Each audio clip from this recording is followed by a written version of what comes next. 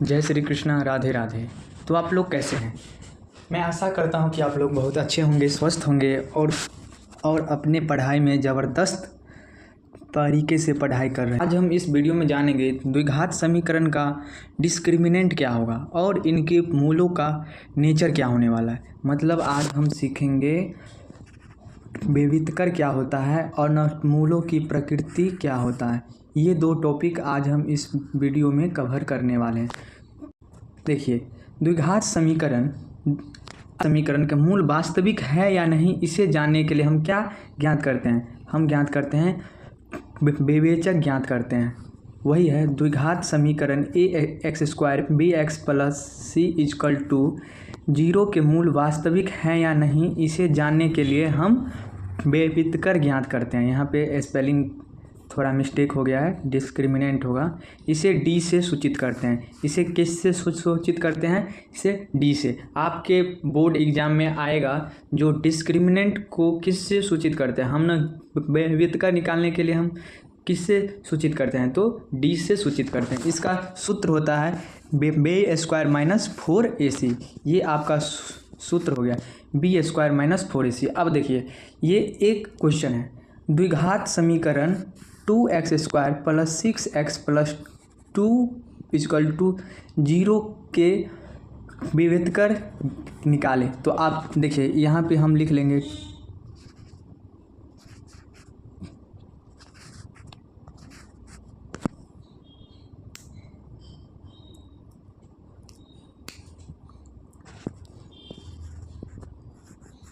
2x² + 6x + 2 = 0। अब ये हम समीकरण लिख लिया। अब हम इसे कंपेयर करेंगे ax² + bx + c से। अब देखिए, कंपेयर करने पर ना a का मान क्या आएगा, मतलब x² का कोफिशिएंट आप लिखिए। a बराबर होगा आपको 2 और x का कोफिशिएंट b।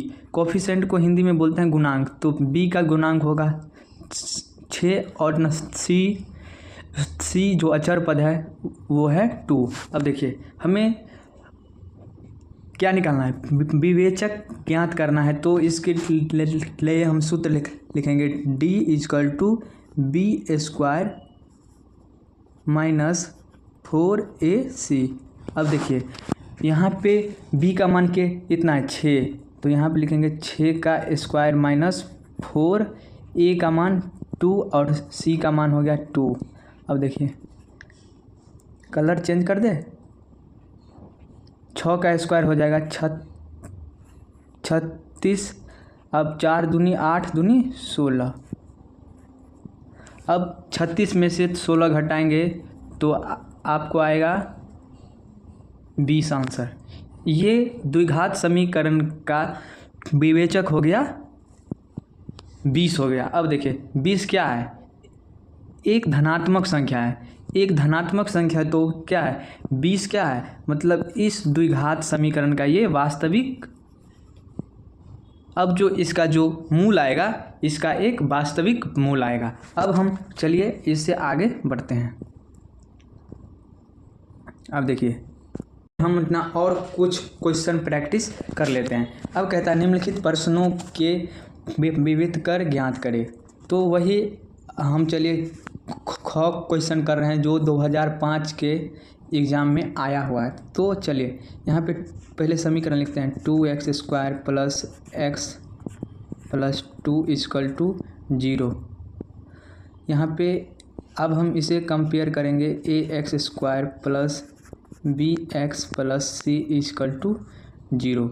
अपना x² का कोफिशिएंट देखिए, इसके सामने आ गया, a के सामने है 2, b के सामने 1 और c के सामने 2।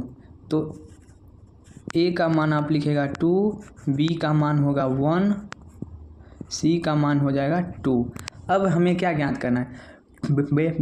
विवेधकर बराबर सूत्र होता है d = b² - 4ac।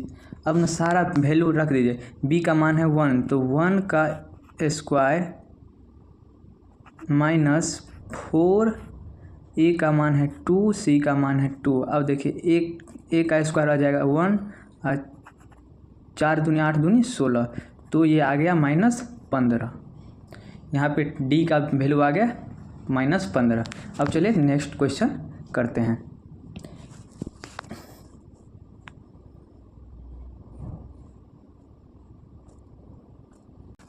अब हम करेंगे क्वेश्चन नंबर क। यहाँ पे है 5x² - 8x + 3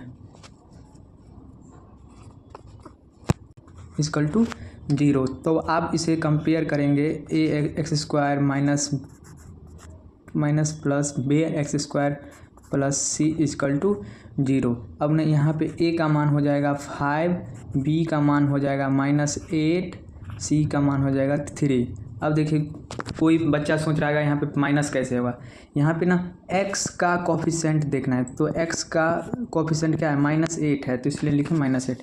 अब हमें ज्ञात करना है विवेचक, तो d बराबर सूत्र होता है b² - 4ac। तो अब इसी सूत्र पे हम रख देंगे। b का मान है -8 का स्क्वायर - 4ac, तो a का मान है 5, c का मान है 3। देखिए 8 का स्क्वायर हो जाएगा 64 माइनस 5 का 20, 5 का 20, 20 दिया 60, तो आपका डी बराबर आ गया 4। तो डी का मान हो जाएगा 4। डी मतलब बेवितकर का मान आ गया 4, डिस्क्रिमिनेंट का मान आ गया 4। अब चलिए हम तो ये जान गए जो ना डिस्क्रिमिनेंट हम क्यों निकालते हैं। तो मूलों की प्रकृति ज्ञात करने के लिए हम डिस्क्रिमिनेंट निकालते हैं। तो अब देखिए अगर डी का मान आएगा, इसके लिए 3 कंडीशन है। अगर यदि डी का मान धनात्मक होगा तो समीकरण के 2 मूल वास्तविक तथा असमान होगा।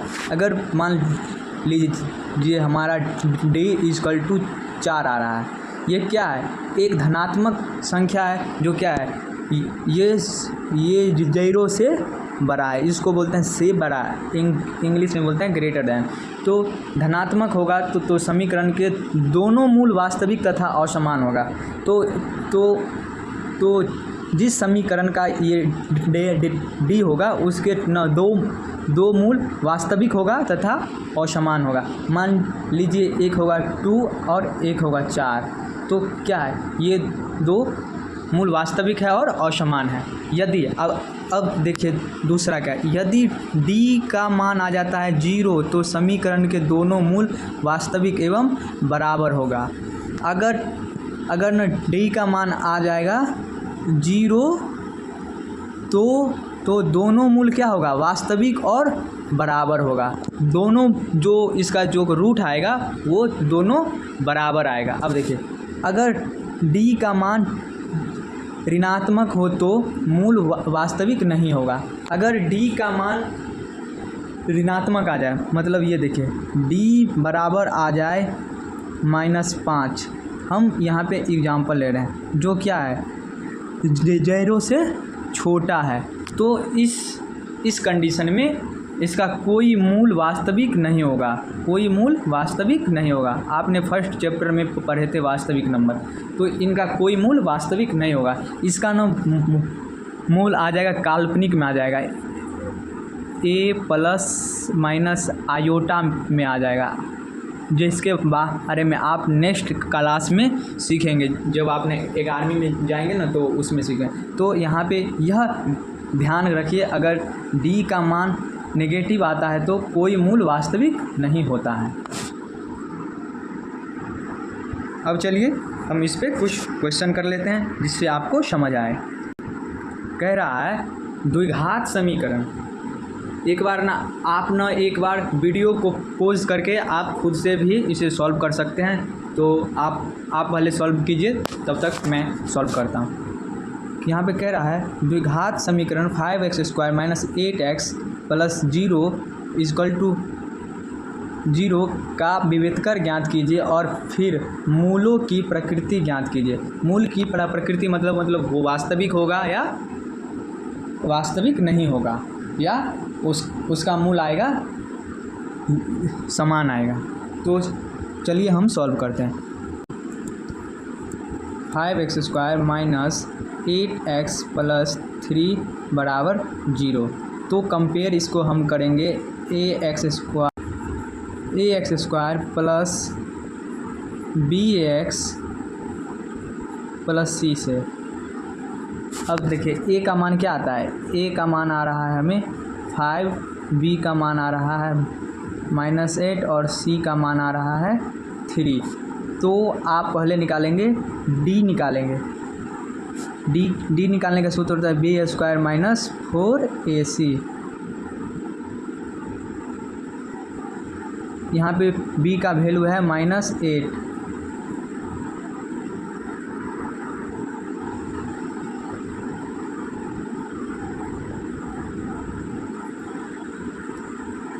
फोर ए का मान है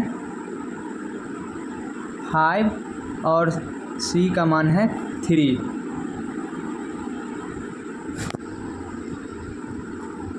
अब देखिए, अब हम निकालेंगे 8 का स्क्वायर हो जाएगा 64 माइनस 5 चौका 20,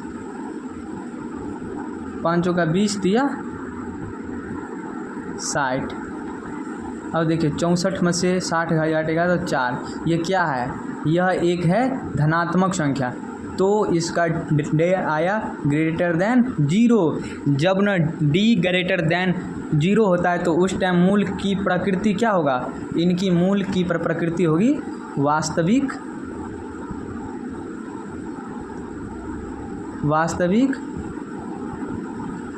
और असमान। तो आपने 2 नंबर वाला एक क्वेश्चन बिहार बोर्ड का सॉल्व कर डाले। तो आप देख लीजिए इसका सॉल्यूशन और अपने सॉल्यूशन से एक बार मिला लीजिए। अब चलिए इसका नेक्स्ट क्वेश्चन करते हैं। द्विघात समीकरण 2x² माइनस 3x = 0 के विविधकर ज्ञात कीजिए और फिर मूलों की प्रकृति ज्ञात कीजिए। तो ये भी बिल्कुल आसान है, आप एक बार वीडियो को पॉज करके खुद से सॉल्व कीजिए, तब तक मैं सॉल्व करता हूँ। ये है 2x² माइनस 3x प्लस 4। इसे कंपेयर करेंगे ax² प्लस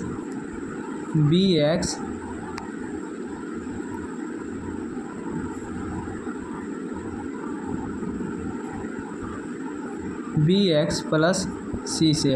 अब देखिए a का मान आ जाएगा 2, b का मान आ जाएगा -3, c का मान आ जाएगा 4। अब हमें क्या निकालना है, विविधकर ज्ञात कीजिए। तो d बराबर सूत्र होता है b² माइनस 4ac। अब देखिए b का मान रखिए -3 का स्क्वायर 4, a का मान है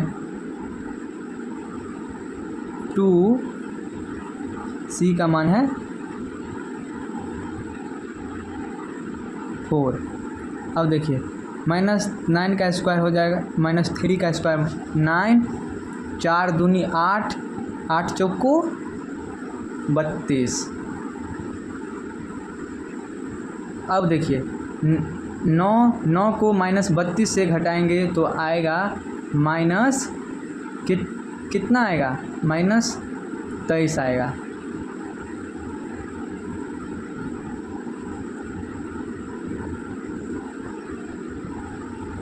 -23 आ गया। अब देखिए जब भी d ऋणात्मक आता है, मतलब d का वैल्यू नेगेटिव आता है, तो उस टाइम इनका मूल क्या हो जाएगा, मूल वास्तविक नहीं होगा,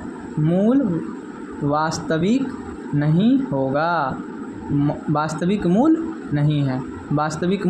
नहीं है। आप कहेंगे जो इनका वास्तविक मूल नहीं है। d का मान है लेस देन 0, मतलब क्या, ऋणात्मक है तो इनका कोई मूल वास्तविक नहीं होगा। इनका कोई मूल वास्तविक नहीं होगा, ये होगा काल्पनिक मूल आएगा इनका। चलिए अब नेक्स्ट क्वेश्चन कर लेते हैं। 2x² माइनस 4x प्लस 2 का विविधकर ज्ञात कीजिए और फिर मूलों की प्रकृति ज्ञात कीजिए। तो हम इस क्वेश्चन को आपके लिए छोड़ रहे हैं HW में। आप हमें इनका विविधकर ज्ञात करके और न मूल की प्रकृति कैसा होगा आप हमें कमेंट में ज़रूर बताइएगा। मैं सभी के कमेंट का इंतज़ार करूँगा और जिनका कोई आंसर सही रहेगा उन्हें हम अगले वीडियो में नाम मतलब उसका स्क्रीनशॉट लेकर इस वीडियो में दिखाया जाएगा। तो अब हम का नेक्स्ट टॉपिक है द्विघात समीकरण जो होता है ना। लोग को वीडियो वॉच करने के लिए धन्यवाद। आप लोग इस चैनल से जुड़े रहिए ताकि आपको हर एक प्रकार के क्लास 10th के ऑल सब्जेक्ट आपको टाइम टू टाइम उपलब्ध कराया जाएगा, जिससे आप अपने बिहार बोर्ड या किसी भी बोर्ड के बच्चे हैं वो अपनी बोर्ड में अच्छा प्रतिशत नंबर लाएंगे और एक अच्छा सफल विद्यार्थी बनेंगे। तब तक के लिए धन्यवाद। जय हिंद।